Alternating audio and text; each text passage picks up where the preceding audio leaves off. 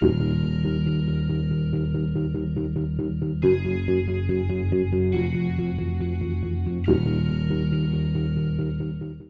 was the actual meeting, or did you already always know Damien? No, actually, so we met Phil Falcone first. Great guy. Yeah, Phil is awesome. For anybody who's wondering, Phil Falcone is the producer, the executive producer on Terrifier. And we met Phil through a mutual friend who was working on Abnormal Attraction with us. And he brought Phil down to see our operation and to see how we were, going through everything and how we were putting everything together. And Phil was really impressed with what we were doing, and especially on the budget that we were working with. We were building monster sets in this whole fake little monster village. So Phil had asked us to work on his movie called Joe's War. And that movie is good cast: Tom Sizemore, Amanda Sante, the late Ed Asner. So he had a nice little cast of people, and we helped him with a few things on that. And actually his son, Phil's son, was the one who pitched Art the Clown and Terrifier and all this to me. I had never heard of it before, All Hallows Eve and any of that. So All Hallows was already out. Right. It was out by that point.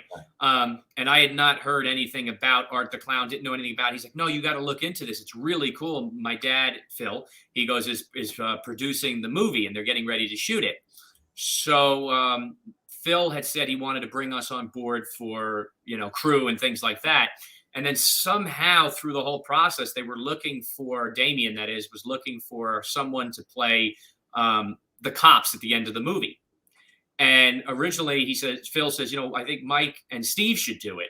And he had me audition, send something to Damien. And to this point, I still hadn't met Damien yet. So we got the parts for the two cops.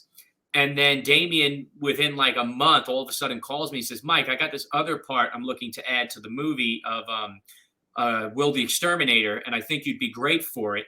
He goes, the only thing is you're not going to live. He goes, you're going to die, and you won't be a part of, if we do any sequels and stuff. And I said, that's fine. I said, that's cool. If you're not really in a horror movie if you don't die on screen, right?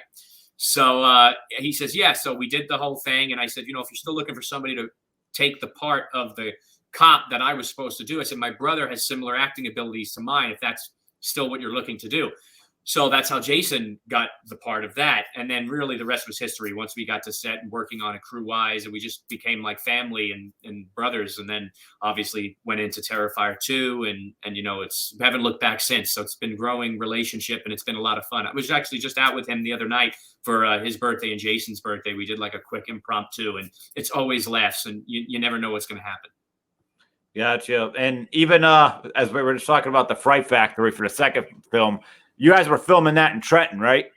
Yeah. And there probably wasn't good heat in there either, was there? No. I feel like Terrifier 2's entire situation was freezing cold and living in the month of October, Halloween, for like really till now. So like 4 years. So it's 3 years, whatever. It's been 2 years. Yeah. It's been like, but seriously though, forever. During that movie we were shooting was always Halloween, right? And the movie kept going because it's so big. Nobody understands this. And this because you were there and you've seen a lot what was going on.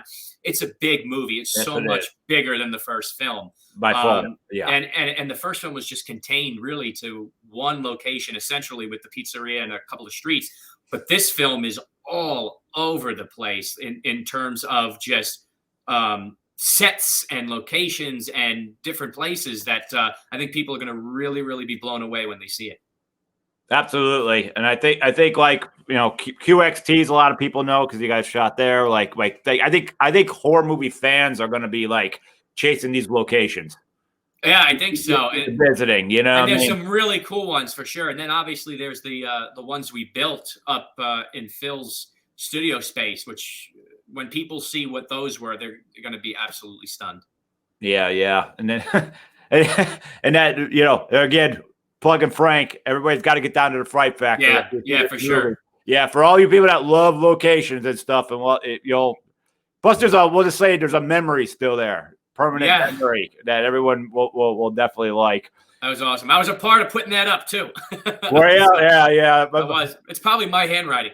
What's funny about that place is, even though I was there a few times before I pitched it to Damien and he came down, like I was that place was so big. I was like, I am not walking these people through because I don't know where I'm going. I was like, they thought we had like Chris, because that was a place you could get lost in there too. You did. I did. I got lost numerous times, but then we shot there for so long, I ended up knowing exactly. Oh yeah, yeah. Once you but after like a month, I felt maybe longer. I felt of just being there, back and forth. Eventually, it was just like, all right. But still, every so often, you'd kind of get turned around. Yep. And then you might notice a door that you didn't know it was there that you could have went through and been there in 2 seconds. Yeah.